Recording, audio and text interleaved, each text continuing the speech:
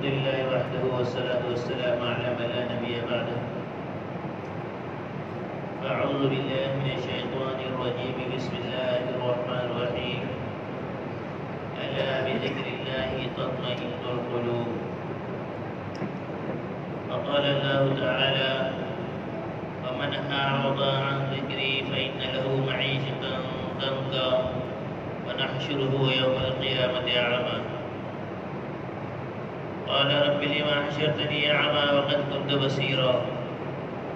قال كذلك أتتك آياتنا فنسيتها كذلك اليوم تنسى. وقال النبي صلى الله عليه وسلم: إذا تبايعتم بالعينة وأخذتم أذناب البقر ورضيتم بالزرع وتركتم الجهاد سلط الله عليكم ذلا لا ينزعه حتى ترجعوا إلى دينكم، وكما قال عليه الصلاة والسلام. میرے عزیز و دوست بزرگوں، اسلام زندگی گزارنے کا ایک ایسا مذہب اور ایسا طور طریقہ ہے جس میں اس نے انسان کو کسی شعبے میں آزاد نہیں چھوڑا. ہر شعبے میں اسلام نے رہبری کی ہے،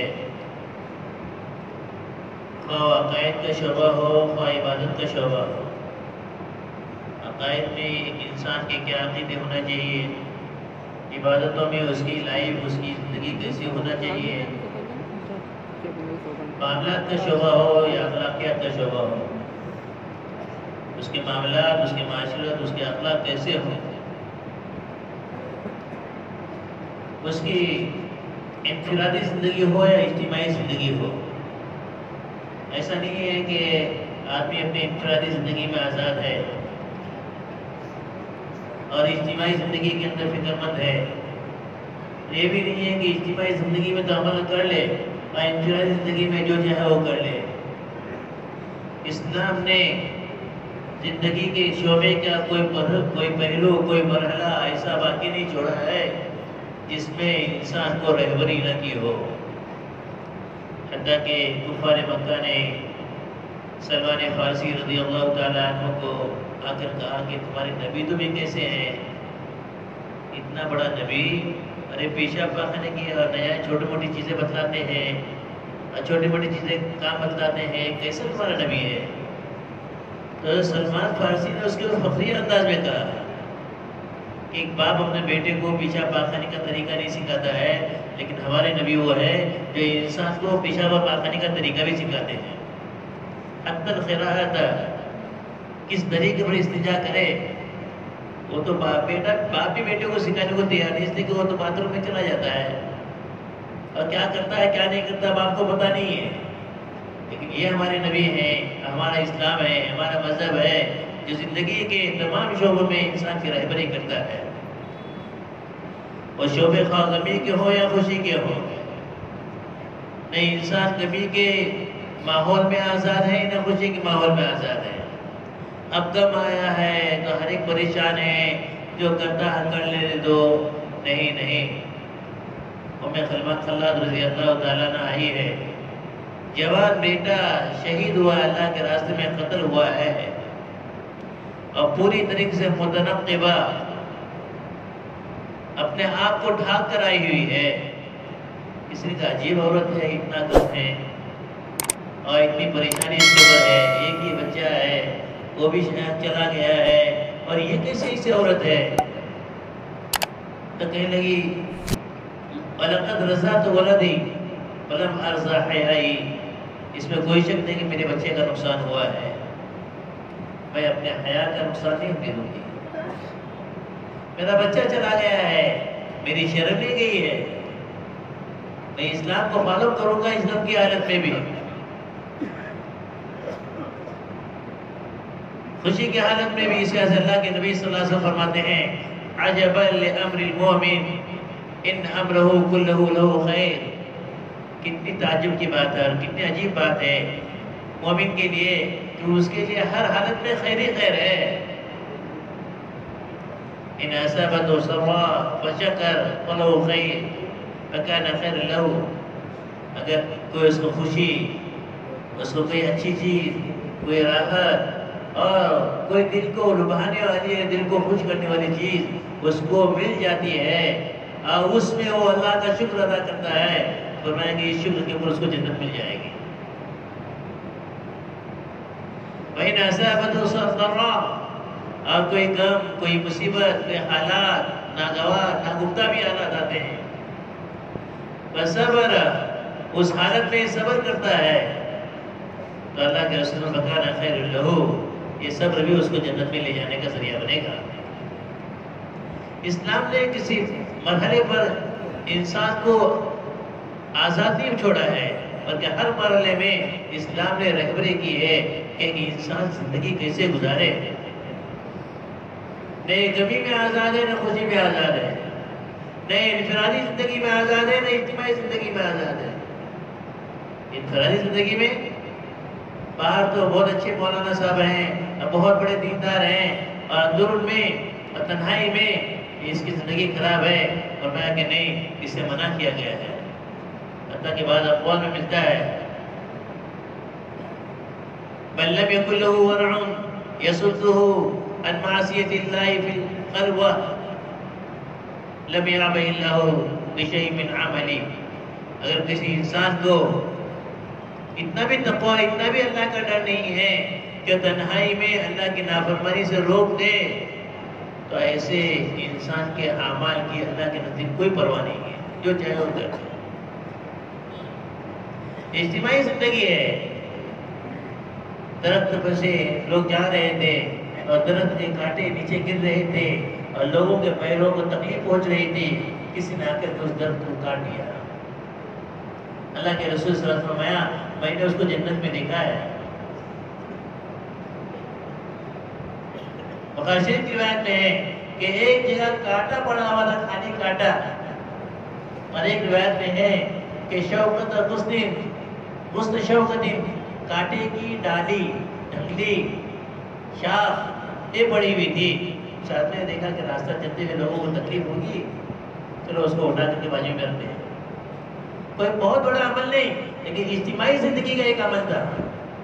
کہ اس سے لوگوں کو تکلیف پہنچتی ہے۔ اللہ کے رسول صلی اللہ علیہ وسلم فرماتے ہیں فغفر لہ، اللہ نے اس کی مغفرت فرما دی۔ ایک چھوٹے سے عمل کے اوپر زندگی کے تمام شعبوں میں اسلام نے انسان کو رہبری کی ہے کہ خوشی آ جائے تو آپے سے باہر نہ ہو، غمی آ جائے تو آپے سے باہر نہ ہو، ہر حالت میں معتدل اور درمیانی ساتھ، اور درمیان اس حدیث کے الفاظ میں آتا ہے القصد، القصد، درمیانی راہ اختیار کرو، درمیانی راہ اختیار کرو، یہ درمیانی راہ تم کو منزل تک پہنچا دے گی۔ اگرچہ دوسروں کو کھلانے میں ہم کھلائیں کوئی حرج کی بات نہیں ہے، کھلائیں کوئی حرج کی بات نہیں ہے، کھلا سکتے ہیں، بلکہ حضرت عثمان رضی اللہ عنہ کے بارے میں آتا ہے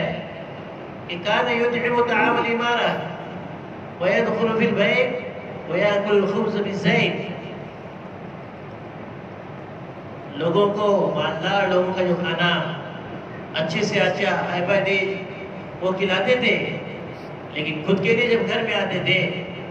تو روٹی وہ زیتون کے تیل کے ساتھ میں کھاتے تھے، کہا کہ میرے لیے اتنا کافی۔ باہر کی زندگی یہ بتائی، اندر کی زندگی یہ بتائی، انفرادی زندگی یہ بتائی اور اجتماعی زندگی یہ بتائی کہ ایک انسان، ایک مسلمان کیسے رہنا چاہیے، اس کا سلوک دوسروں کے ساتھ میں کیسا، اس کا سلوک اپنی ذات کے ساتھ میں کیسا، اس کی اپنی ذاتی زندگی کیسی اور اس کی اپنی پرائی زندگی کیسی ہے۔ اگر اس کے ساتھ میں چلے گا تو اللہ نے صاف فرمایا ہے الا بذکر اللہ تطمئن القلوب، اللہ کی دین کے ساتھ میں، خدا اس کے رسول کے حکموں کے ساتھ میں، اللہ کی یاد کے ساتھ میں اور قرآن کے ساتھ میں، ذکر کے بہت سارے معنی ہیں، اور علم کے ساتھ میں، علم کے ساتھ میں جو زندگی گزارے گا، قرآن کو زندگی میں لے کر کے زندگی گزارے گا، اللہ اس کے رسول کو اور دین کو اپنی زندگی میں لائے گا، تطمئن القلوب، اللہ اس کے دلوں کو سکون اطمینان پہنچائیں گے۔ ومن اعرض عن ذکری، اور جس آدمی نے بھی راہ حق سے اپنے منہ کو موڑا ہے، اللہ کی نافرمانی کی ہے، خدا اور اس کے رسول کے حکموں کو توڑا ہے، فرمایا کہ فَإِنَّ لَهُ مَعِيشَةً ضَنْكَ، ظاہر کے اعتبار سے بہت خوش ہوگا، لوگ اس کی تعریفیں کر رہے ہوں گے اور لوگ اس کے جیسا لجائی ہوئی نگاہوں سے اس کی طرف دیکھ رہے ہوں گے اور یہ چاہ رہے ہوں گے کہ کاش کہ مجھ کو بھی ایسی زندگی ملتی جیسے قارون کو دیکھ کر کے اس کی قوم نے کہا تھا یا لیت لنا مثل ما اوتی قارون، اے کاش کہ جو مال و دولت جو دنیا کے نقشے قارون کو دیے ہیں، اے کاش کہ ہم کو بھی ملتے تو کتنے اچھے ہوتے۔ لیکن جب انجام دیکھا، قارون کا انجام دیکھا، تو سب توبہ کرنے لگے کہ اچھا ہوا کہ ہم کو یہ نہیں دیا ہے۔ جس مال میں اللہ کی نافرمانی ہوگی وہ مال اس کے لیے خسارے اور نقصان کا سبب بنے گا، اور جس مال میں اللہ کی اطاعت ہوگی یہ مال اس کو جنت میں لے جانے کا ذریعہ بنے گا۔ اس لیے میرے عزیز دوستوں کو زندگی کے تمام شعبوں میں ہم اس کو ملحوظ رکھیں کہ اس میں اللہ اس کے رسول کا حکم کیا ہے۔ ہو سکتا ہے کہ بعض چیزیں ہم چاہتے ہیں اور وہ نہیں ہوتی ہے، اور بعض چیزیں نہیں چاہتے ہیں وہ ہو جاتی ہیں، لیکن اس کے باوجود اگر ان چیزوں میں اللہ اور اس کے رسول کا حکم ہے تو انسان کے لیے کامیابی ہے۔ ہماری شادیاں ہو یا ہماری غمیاں ہوں، ہم اس کا اہتمام کریں کہ اپنی ذات سے کسی کو نقصان اور کسی کو تکلیف نہ ہو، ہماری اپنی ذات سے ہماری خوشیوں میں بھی اللہ کا حکم نہ ٹوٹے۔ ہمارے مولانا یونس رحمۃ اللہ علیہ اکثر اس بات کو بیان کیا کرتے تھے کہ جس رات میں میاں بھی غسل کر لیں اور اس دن ان کے فجر کی نماز چلی جاتی ہے اور ان کے پیٹ میں حمل ٹھہرتا ہے تو میں پیدا ہونے والا بچہ والدین کا نافرمان پیدا ہوتا ہے۔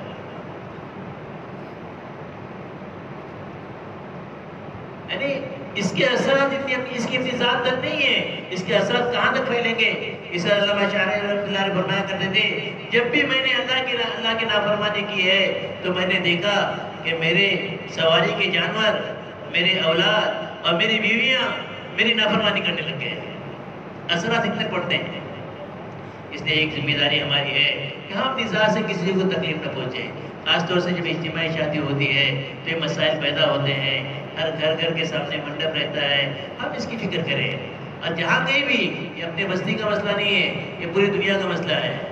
ہم تو ہر ایک چیز سے تقاضا کرتے ہیں، ایمان والا ہو یا بے ایمان ہو، ہر ایک سے ہمارا یہ تقاضا ہے، بستی والا ہو یا باہر والا ہو، ہم اپنی ذات سے کسی کو تکلیف نہ ہونے دیں۔ ہمارے اپنی غمیوں میں اور ہماری خوشیوں میں اللہ اور اس کے رسول کا حکم نہ ٹوٹے، حالانکہ اس کی رعایت کریں۔ آج کل کے منڈپ بنتے ہیں، اب منڈپ ماشاءاللہ کیونکہ اللہ ہم کو اور خوب خوشحالی دے اور بہت وسیع زندگی دے اور بہت وسیع جگہ عطا فرمائے، تو حیرت نہیں ہے، اللہ کے رسول کی دعاؤں میں ملتا ہے۔ انسان کی بہتری کی اور انسان کی سعادت کی بات یہ ہے کہ اس کا وسیع اور کشادہ گھر ہو، اچھی بیوی ہو، اچھا مسکن ہو، یہ سعادت میں ملتا ہے، کامیابی ملتا ہے۔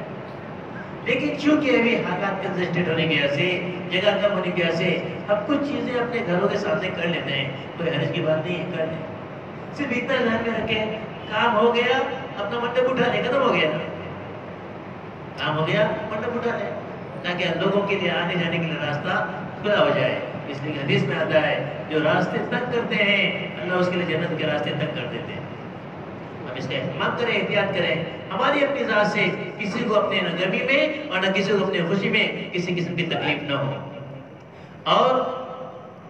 بہت ساری چیزیں ایسی ہیں جس میں ہم اس کا اہتمام کریں کہ ہماری شادیوں میں اللہ اور اس کے رسول کے حکم کو نہ ٹوٹے، نہ اللہ اور اس کے رسول کے حکم نہ ٹوٹے، تو انشاءاللہ یہ شادیاں بھی، یہ خوشیاں بھی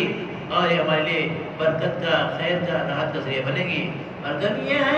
غمی ہے، موت ہے، مصیبتیں ہیں، حالات ہیں، اس میں بھی ہم اس کی رعایت کریں کہ اللہ اس کے رسول کا حکم نہ توڑے، تو انشاءاللہ یہ غمیاں بھی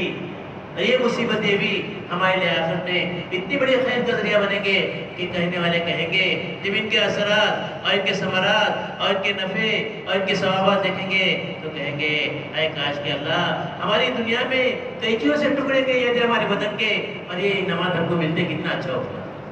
اس لیے میرے دوست بزرگوں، ایک گزارش یہ ہے ہر معاملے میں ہم اس کا اہتمام کریں گے انشاءاللہ۔ اللہ مجھے بھی اور آپ سب کو عمل کی توفیق نصیب